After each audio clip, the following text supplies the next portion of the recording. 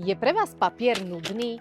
Tak to ste ešte neboli v kreatívnej reklame. Tu je to o výbere, štruktúrach, farbách, ale najmä o nápade. Poďte, ukážem vám, čo tým myslím. Keď k nám prídu zákazníci, máme rôzne druhy papierov na výber, ale je lepšie ako ukázať len samotný papier, je ukázať aj nejaké konkrétne vzorky, ktoré máme tu v showroome, aby si teda vedeli lepšie predstaviť aj ten papier s tou priamou tlačou, ako vyzerá, v prípade s nejakými efektami, zlátením, lakovaním a podobne.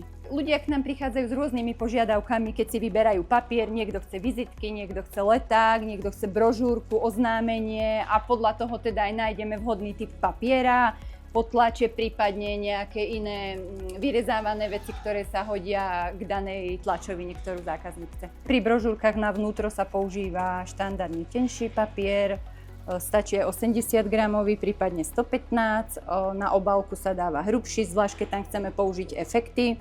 Čo sa týka teda vizitiek, tam máme definovaný taký hrubší 350 gramový papier, ktorý štandardne používame na vizitky. V prípade, že chce zákazník, aby mali vizitky ešte väčšiu trvácnosť, tak použijeme na to aj lamináciu. Tá môže byť lesklá alebo matná. V kreatívnej reklame papier rozhodne nie je základ. Je to nástroj pre výnimočný dojem, tak si príď vybrať ten svoj.